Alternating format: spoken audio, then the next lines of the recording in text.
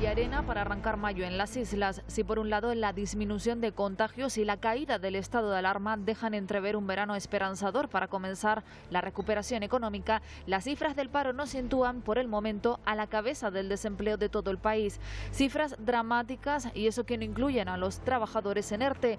Madrid confirmó que apoya la gestión del Partido Popular, que a punto estuvo de alcanzar la mayoría absoluta. Adiós a Pablo Iglesias tras unos resultados alejados de lo esperado y movimientos en la dirección del PSOE tras la llamativa pérdida de representantes. A nivel internacional no dejamos de mirar a Colombia, donde la violencia va creciendo. Finalmente seguimos muy pendientes de la búsqueda desesperada de las niñas Ana y Olivia, desaparecidas en Tenerife desde hace casi 2 semanas junto a su padre. Son solo algunos de los temas. Comenzamos aquí la semana.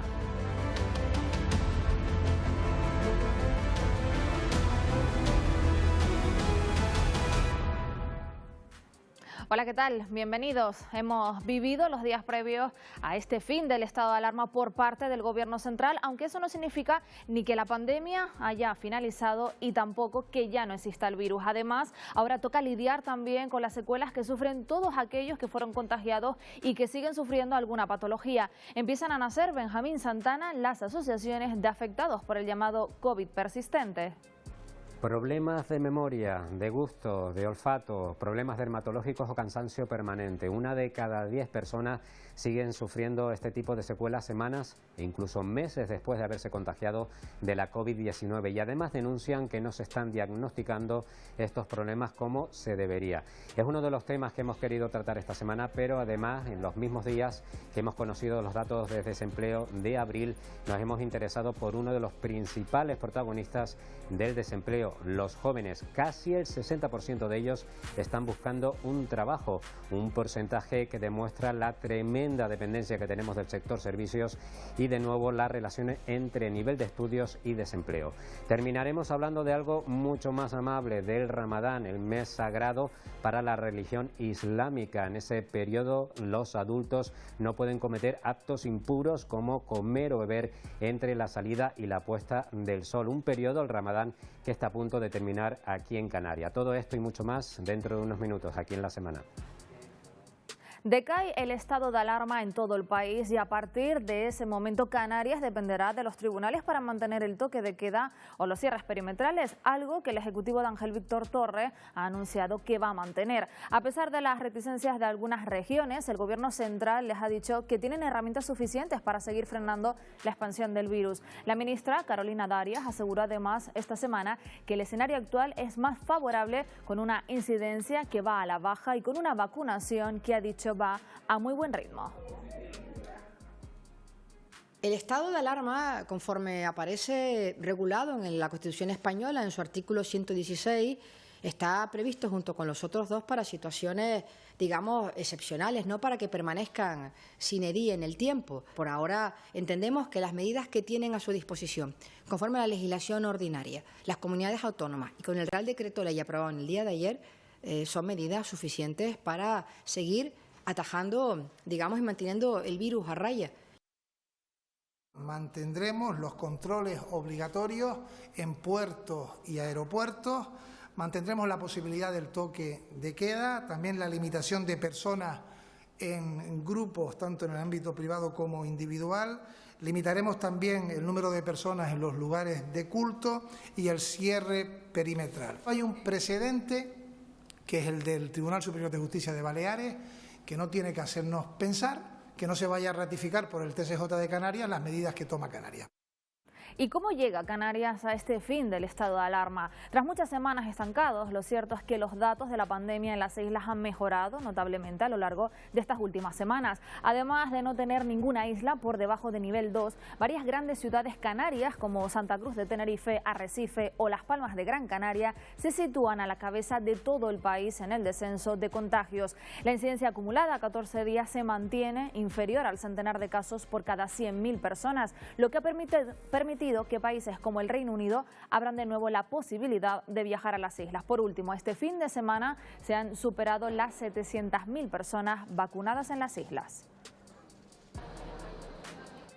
En Canarias, más de 50.000 personas han pasado la COVID-19, pero no a todos les ha afectado igual.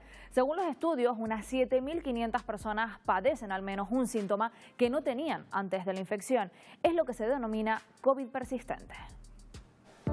Para ser reconocidos y tratados se ha creado una asociación que pretende dar visibilidad a las secuelas de una enfermedad que no desaparece con el tiempo. Inmaculada es una de las afectadas. Al principio sí era muy duro porque no sabía por qué se te iban las cosas de la cabeza o porque un día estabas muy mal que te lo tienen que hacer absolutamente todo y a lo mejor al día siguiente estás un poquito mejor y ya parece como que has mejorado del todo y no es así porque los síntomas van fluctuando. Una enfermedad infradiagnosticada porque primero los médicos de familia como yo no lo introducimos en el perfil de paciente de COVID.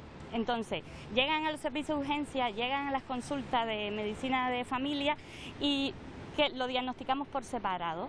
Según el Ministerio de Sanidad, 1 de cada 5 personas tienen algún síntoma 5 semanas después y 1 de cada 10 los tienen tras 12 semanas. Una vez curado, también genera un perfil de síntomas que van consolidándose como una secuela importante, una duración en el tiempo todavía no bien establecida, pero que evidentemente generan un estatus bastante desequilibrante para la persona que lo padece.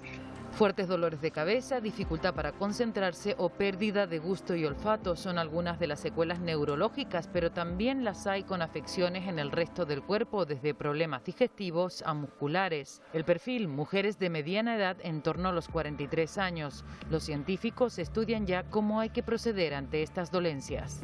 Varias sociedades científicas hemos elaborado un protocolo de intervención frente a este problema del COVID persistente que está en fase de revisión y que pronto verá la luz. Es muy importante el que las personas que no nos conocen o que no saben que lo tienen, pues que entiendan lo que es el COVID persistente, porque estamos muy cansadas habitualmente, nos sentimos incomprendidas porque también vamos de médico en médico. Yo sé que estamos saturados y que como que no se le puede pedir más a la sanidad, pero tenemos que unirnos y saber que estos pacientes existen, que no lo diagnostiquen de ansiedad, que no lo diagnostiquen de malestar general, póngale el diagnóstico que se merece, que es COVID persistente. Una nueva enfermedad que puede aparecer tanto en pacientes que hayan pasado la COVID leve como para los graves hospitalizados. Por comunidades, según el Ministerio de Sanidad, Canarias tiene un 12,1% de los afectados. Sanidad anuló esta semana la OPE 2018 de los médicos y negociará unas oposiciones a la carta. Con esta medida se quiere solucionar parte del conflicto que ha surgido con el colectivo, proponiendo un concurso oposición sin examen tipo test y en el que los facultativos puedan decidir en qué gerencia quieren sacar plaza y presentando una memoria profesional. No obstante, esta propuesta debe tener el beneplácito de Madrid, así que Sanidad espera poder tener una propuesta más firme antes de verano. Nuevo respiro para los trabajadores que están en un ERTE. Gobierno y agentes sociales están de acuerdo en ampliar la vigencia de los ERTE que tengan que ver con la pandemia hasta el 30 de septiembre, aunque aún tendrán que seguir reuniéndose para negociar las condiciones y cerrar el acuerdo. Y esta semana conocíamos los datos del paro en abril y las islas sufren de nuevo la mayor subida en todo el país, donde en general bajaron las cifras del desempleo. Cada día del mes de abril, Canarias generó 60 nuevos parados. El sector servicios vuelve a ser el más castigado y muy lejos de el de la construcción. La industria es el único sector, de hecho, que suma trabajadores. En total estamos a punto de alcanzar los 4 millones de parados en toda España, de los cuales Canarias aporta casi 300.000, entre los que no se incluyen los trabajadores en ERTE, más de 86.000 personas. Con estas cifras del paro en España se supera el 16% y el desempleo juvenil roza el 40%, duplicando las tasas medias de la zona euro y la Unión Europea. Pero si esas cifras son escalofriantes, la situación en Canarias es mucho más dura. El archipiélago es la tercera comunidad autónoma con mayor paro entre los jóvenes, rozando el 60% según el Instituto Nacional de Estadística.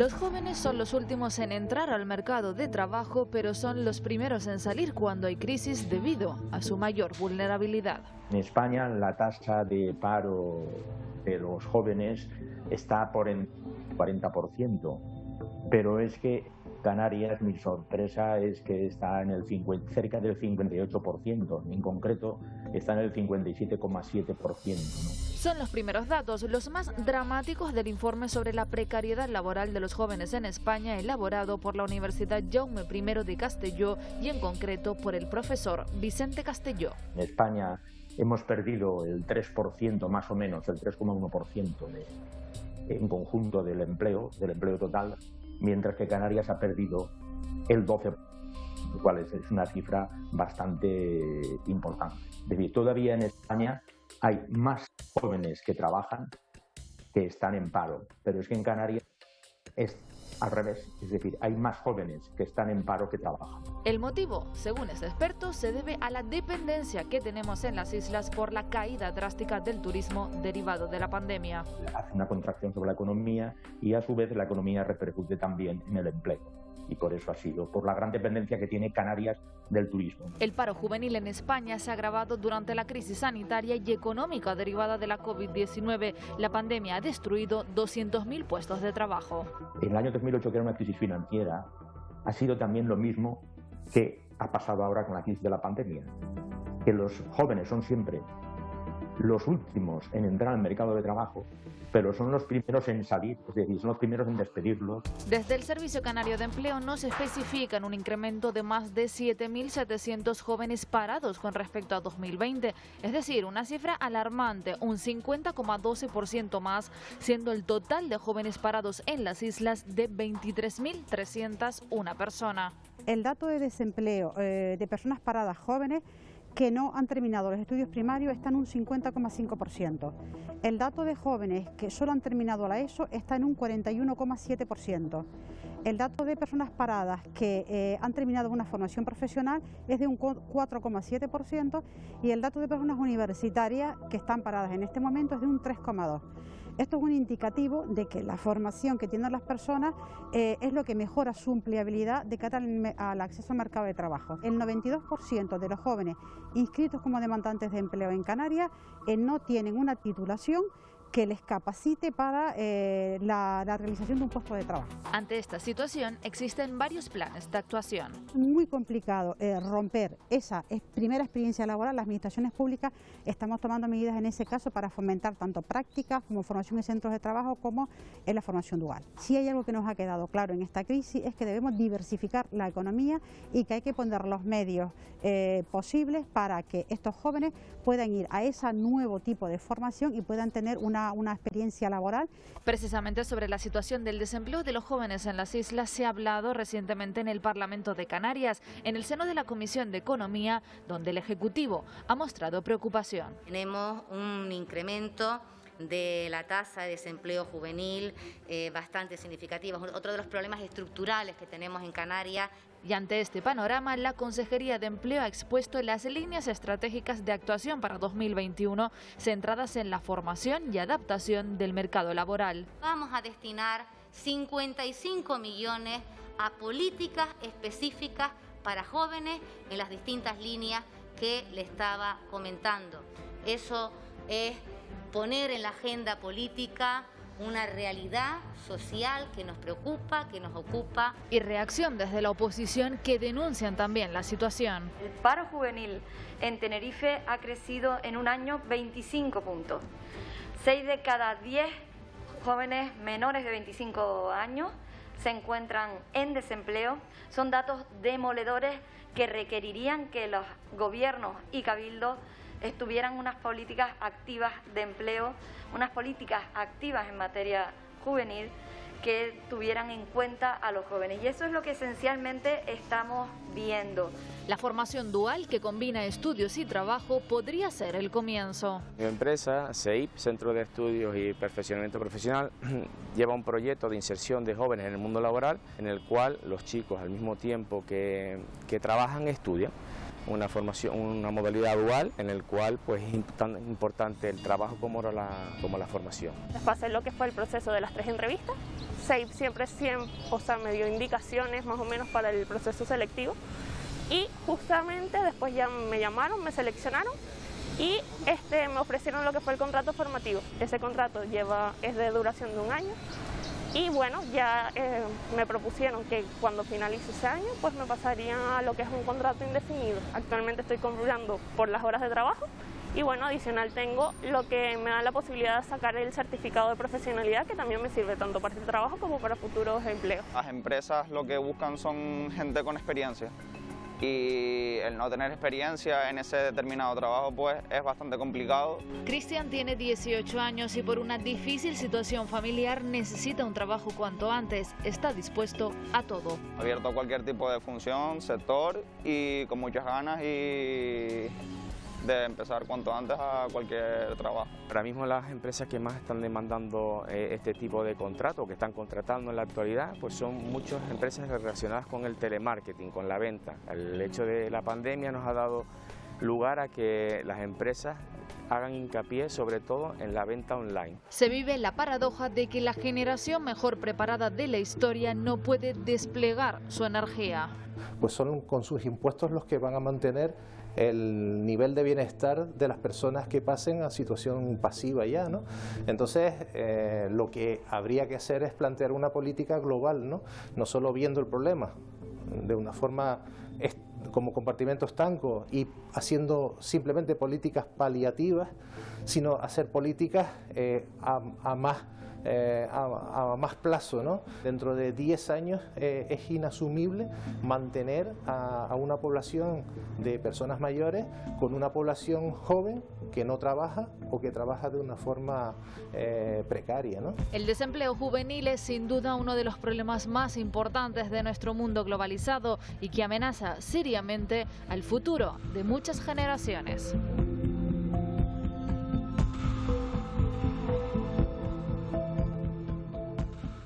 En estos momentos hay 4.200 personas acogidas en Canarias, de las cuales 3.000 están en centros del Plan Canarias. Son datos de la delegación del Gobierno. Las islas recibieron en los 4 primeros meses del año a más de 4.400 migrantes rescatados en patera, lo que representa 2.525 más respecto al mismo periodo de 2020, es decir, un incremento del 134%, según el último informe publicado por el Ministerio del Interior. Estos migrantes llegaron en 123 embarcaciones frente a las 59 que se contabilizaron entre enero y abril del año pasado, un alza del 92,2%. Esta semana los servicios informativos contaban con el testimonio de una abogada que ha decidido luchar por los derechos de estas personas, muchas veces perdidos entre la burocracia y las dificultades de regularizar su situación. Esta es su historia. Soy letrada, soy abogada, trabajo con las personas migrantes que llegan por vía marítima. ¿Por qué? Porque mi condición como persona migrante me sitúa en una responsabilidad. Nació y creció en un campamento de refugiados, concretamente en el de Tinduf, al sur de Argelia, pero pudo salir de allí. Emigró a Canarias con su familia y decidió construir su destino con el compromiso de ayudar a otras personas africanas con menos suerte. Yo he sufrido ese racismo institucional. Yo he sufrido lo que es, para poder colegiarme habiendo estudiado aquí, que el mismo Ministerio de Justicia con el que hice el examen de acceso a la abogacía me dijese, por llamarme Lowey Laminta el Mami, que si quería homologar el título. Y yo, no quiero homologar. Yo estudié en la Universidad de La Laguna, llevo toda mi vida aquí, ¿no? Yo he sufrido el estar 6 meses en mi expediente paralizado en comparación con mis compañeras nacionales de aquí, en no poder acceder por ser migrante. Yo he sufrido los obstáculos de no tener y de frenarte así en una situación de impotencia por ser mujer, por ser negra y por ser africana, ¿no? Y solo cuando vives todos estos pequeños obstáculos de no criarte en tu propia tierra, de ver cómo tu familia tiene que estar pendiente de la ayuda humanitaria, de no poder empezar a construir aquí en las mismas condiciones que el resto porque tú ya vienes con un escalón más abajo, todo esto solo puedes entenderlo cuando lo has vivido. Y cuando lo vives, tienes pues esa empatía hacia las situaciones de las otras personas que llegan, ¿no? Yo considero que España tiene una deuda legal, moral y histórica con el pueblo saharaui. Mi familia tuvo que sufrir las consecuencias de que Marruecos ocupara el territorio. ¿Por qué lo ocupa? Pues por como pasa con todo el continente africano. Recursos naturales, La arena de las playas de Canarias viene del Sáhara Occidental. El pescado que vende Mercadona viene del Sáhara Occidental. El atún de Mercadona viene del Sáhara Occidental. El pulpo gallego viene del Sáhara Occidental. Los fosfatos que están siendo trasladados a diferentes países de todo el continente vienen del Sáhara Occidental. Imaginaros todos estos recursos naturales si los tuviera el pueblo saharaui, ¿no? Yo no estaría aquí, yo hubiese sido abogada, me hubiese formado y seguiría en mi país. Pero a mí las políticas colonizadoras de cómo se repartieron África como una tartita y tú te quedas con esto y tú te quedas con esto y me voy pero sigo explotándote a ti tus recursos naturales, me ha empujado a mí a que hoy esté aquí. Entonces a mí me han empujado, a mi familia la han empujado y yo tengo la suerte de poder trabajar, de poder comer y de poder hacer todo lo que quiero. Y esa misma situación me coloca en una situación de responsabilidad, de que las personas que llegan tienen las mismas condiciones que tengo que tener yo y tengo que velar porque tengan el mismo derecho que yo. Aquí en Canarias, la comunidad musulmana continúa celebrando el Ramadán. Hablamos de más de 1.800 familias. En 2020 lo vivieron confinados y este año las restricciones permiten cierto alivio, pero solo pueden celebrarlo familias convivientes debido a la COVID-19. No pueden comer, beber o tener relaciones sexuales desde la salida y hasta la puesta de sol. En los países de confesión islámica, las calles son una fiesta de olores, colores y sabores. Un mes sagrado para los musulmanes que finalizará el próximo miércoles 12 de mayo.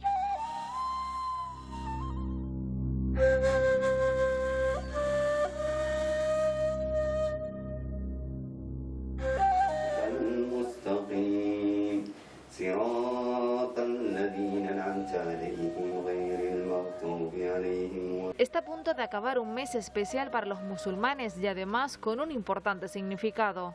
Para los musulmanes, siempre cuando llega Ramadán hay beneficios, por ejemplo, la entrada del paraíso interno, la salvación del castigo del fuego del infierno, un momento ideal para superar los doces, para romper con los malos hábitos. Y es que el Islam tiene 5 pilares básicos. El reconocer que Mahoma es su mensajero, su profeta, este es el primero. El segundo, la oración, que es as-salat, que se dice en árabe. En tercera parte tenemos la caridad, peregrinación, que es hajj, se llama en árabe hajj. Eso está en Arabia Saudita cada año como el ayuno, que este pilar fundamental, que el Islam no se cumple, no es todo, sin dejar un pilar de estos pilares que acabamos de mencionar, para que salga un buen creyente, para no robar, no hablar de la gente. Ese es el objetivo fundamental de Ramadán. Una tradición con muchas particularidades. El Ramadán se inicia después del amanecer, después del ocaso del sol. Ahí empieza Ramadán, durante todo el día, y se acaba y se termina después de la tarde. En las últimas semanas en las tiendas con productos propios del país el trasiego de clientes es constante. Sus casas huelen a pan hecho y las mesas están llenas de productos típicos. Sopa marroquí, sopa hecha marroquí, característica, una tradición, un rasgo marroquí que se prepara al principio de romper el ayuno. Y después se come con harira, se come dátiles y después de eso rezamos. Y al fin y al cabo, cuando terminamos harira con dátiles y shbakia, comemos otra cosa. Eso es opcional. Cada familia lo que prepara. Todo el día, como no el mismo día, pero cada día prepara la comida diferente. La gente que prepara otro dulce, prepara pan, prepara carne, prepara lechuga, así. Cada uno que prepara la comida. Los sábados y los domingos los hago porque si los hago los lunes hay colegio y puede que tenga un problema. Me entretení con el móvil, leí, pues así como me entretení y pues así llega las horas, llega el día cuando, llega la hora cuando tienes que comer, como. Me dijo mi profe, Dios, pues qué difícil, yo no aguanto. Y mis amigos dijo, Dios, ¿en serio? pero con un poco de ánimo y entretenimiento pues puedes llegar. Nosotros lo hacemos con los amigos, aunque este año es muy difícil por el tema de la enfermedad eso de corona, pero el Islam está en todo el mundo, está en todos los sitios, en el mundo entero. Y hay lugares como en África donde la mitad del continente procesa el Islam, con cerca de 500.000 musulmanes, y allí se han permitido los rezos. Podemos decir que este es el primer año desde la apertura de la mezquita que comenzamos a hacer estas oraciones nocturnas del mes de Ramadán. Hay muchas mezquitas abiertas en el país donde los fieles pueden reunirse durante la noche. En Estad de Dakar, en Senegal, una de las más grandes del África Occidental, se cumplen las medidas sanitarias. Durante tantos años hemos estado orando para asistir a este evento que inaugura las oraciones del mes de Ramadán, aquí en Masalikul Jinan. Y el Ramadán siempre hay que pensar lo que eso es el último día, el último Ramadán, porque no se sabe lo que está pasando, porque hay mucha gente que lo hicieron Ramadán con nosotros el año pasado, este año ya no está, ya se ha ido. Entonces los musulmanes siempre pensando que el Ramadán este es la última.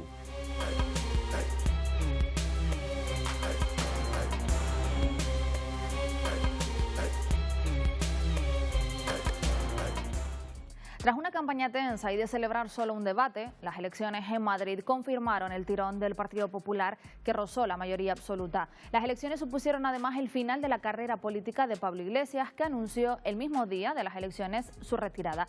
Días después se confirmaba que el candidato socialista, Ángel Gabilondo, tampoco recogerá su acta de diputado. Se anunciaba su victoria, pero su holgado triunfo pilló desprevenida a la izquierda, que no pudo hacer nada para frenar su ascenso. Madrid es libertad, y porque no entienden nuestro modo de vida. Por eso el sanchismo no entra en Madrid. Más Madrid también fue parte de la sorpresa de la noche electoral. Superó finalmente en votos al PSOE, convirtiéndose de hecho en la líder de la oposición. Me he dejado la piel defendiendo una política dirigida a las buenas ideas, a la ilusión, al futuro y al respeto por las cosas que de verdad importan. El PSOE se hundía con el peor resultado de su historia. Ángel Gabilondo, que finalizó la semana ingresado por una arritmia, también renunciará a su acta de diputado. No lo he logrado, a la vista de los resultados, y lo lamento. Rocío Monasterio también confirmaba su tirón, sumando un escaño y asegurando su apoyo al Partido Popular. Facilitaremos la investidura como presidente de la señora Díaz Ayuso. Unidas Podemos sumaba 3 escaños, insuficientes para justificar la permanencia en el partido de Pablo Iglesias. Dejo todos mis cargos. Ciudadanos era borrado de la Asamblea, donde llegaron a ser con 26 escaños la tercera fuerza política en Madrid. La gente no se ha dado cuenta de que el futuro de España, que el futuro de Madrid está en esa moderación. Terminaban así unas elecciones marcadas por la crispación, la sorpresa, la alta participación y las medidas sanitarias, pero sobre todo por el triunfo aplastante de Isabel Díaz Ayuso, que se impuso en 31 distritos de la comunidad. Dejo todos mis cargos.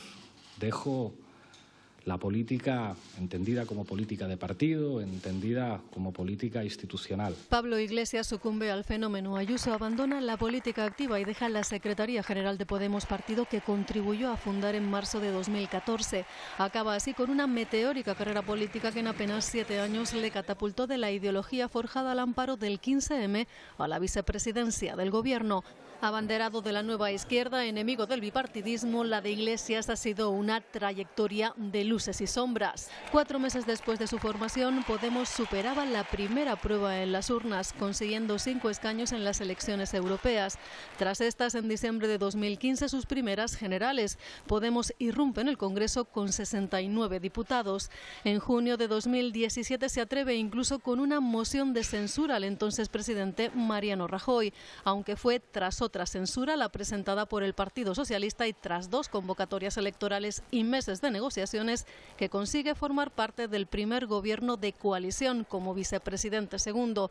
Ejecutivo que abandonaba hace poco menos de un mes para intentar salvar a Podemos en Madrid. Por el camino, polémicas como la del famoso chalet de Galapagar, que le costó una consulta a la militancia, o los desencuentros con algunos de sus compañeros de partido como Íñigo Errejón, que con su marca Más Madrid lograba superar a Podemos este 4 de mayo. No lleva ninguna duda que desde esta misma... Y en los tribunales esta semana hemos visto al alcalde del Tanque en Tenerife, donde se mostró dispuesto a dimitir de su cargo y responsabilidades después de los últimos acontecimientos judiciales. Román Martín ha sido juzgado por prevaricación en la Audiencia Provincial de Santa Cruz de Tenerife. Anunció en las redes sociales que convocará una asamblea local de carácter extraordinario para promover la división de sus cargos y responsabilidades. No ha aclarado qué tipo de asamblea convoca, ya que hace meses fue expulsado del Partido Socialista. Martín lleva 10 años ocupando la alcaldía.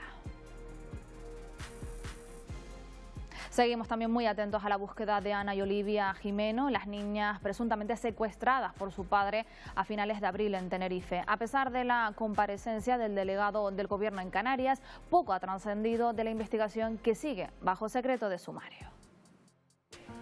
A punto de cumplirse las 2 semanas desde que se vio por última vez a Tomás Antonio Jimeno y a sus hijas Olivia y Ana, son muchas las incógnitas y pocas las certezas. Los investigadores insisten en que hay varias líneas abiertas. Un amplio despliegue sigue peinando la isla de Tenerife en busca de pistas. Fue en el mar donde se les perdió de vista, al menos al padre, entre el martes 27 y el miércoles 28 de abril. Después de no devolver a las niñas a su madre a la hora acordada, zarpó en su lancha y cargado de maletas y bolsas desde Santa Cruz de Tenerife.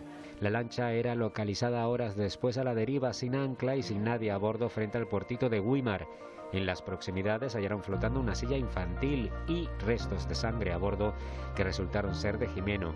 El juzgado de Güímar emitió un requerimiento a varias entidades financieras para averiguar si había realizado algún movimiento bancario y se decretaba una orden de búsqueda internacional.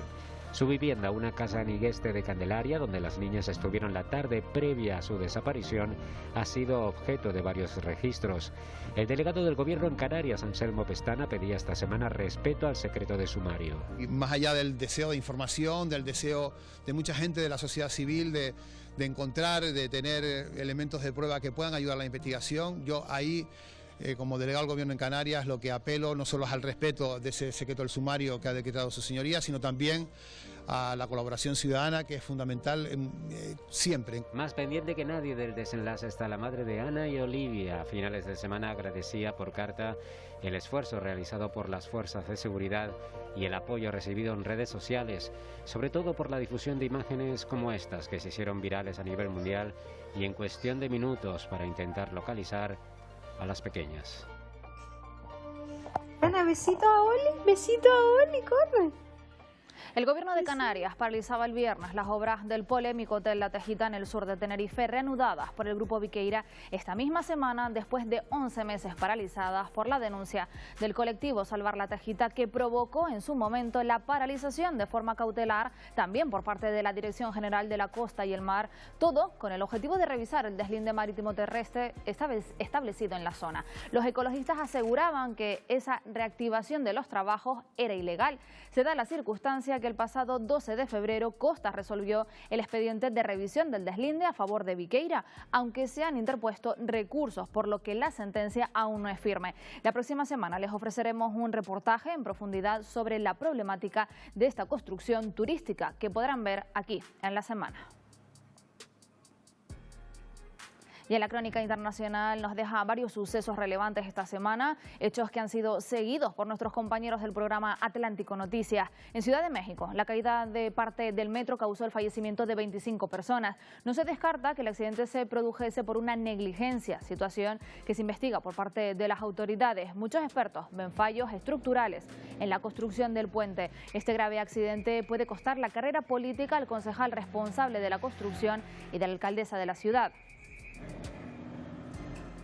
En Colombia está sumergida en un enfrentamiento directo y violento entre fuerzas de seguridad y ciudadanos. 24 personas han fallecido y se han registrado más de 800 heridos desde el inicio de las protestas. Se han celebrado varios paros nacionales convocados en rechazo a la reforma fiscal, aunque ahora suman más demandas: acabar con la pobreza, con la brutalidad policial y, como petición histórica, erradicar la desigualdad en el acceso a la salud o a la educación. El presidente colombiano acusa a las mafias criminales de estar detrás de estos actos. La ONU ya ha denunciado la actuación policial. Y esta es la imagen sorprendente, tras más de un año de pandemia, que nos llegaba desde China, que si la comparamos con la que vivimos en Occidente sorprende mucho. Miles de personas transitan con normalidad por los aeropuertos. Lo único que indica que seguimos viviendo con miedo al contagio es el uso de la mascarilla. En China, en estos días, se esperan 230 millones de viajes por aeropuertos, por tren y también por el tráfico de carretera. Y otra noticia que apunta a la vuelta a esa deseada normalidad: en Estados Unidos se reanudarán los espectáculos en vivo de Broadway a partir del 14 de septiembre, después de un parón de año y medio. Las entradas ya están a la venta. Además, los cines podrán ocuparse hasta el 100% de su capacidad. Los teatros de Broadway se encuentran entre las mayores atracciones turísticas de Nueva York, llegando a generar ingresos por valor de 1.800 millones de dólares. Nos vamos y lo hacemos repasando algunas de las imágenes captadas por nuestros compañeros fotógrafos y que dejan constancia de lo ocurrido en estos últimos días en todo nuestro país. Recuerden que pueden seguir informados en los telenoticias de fin de semana, también en nuestra página web y en las redes sociales. Volvemos el próximo sábado. Que descansen. Adiós.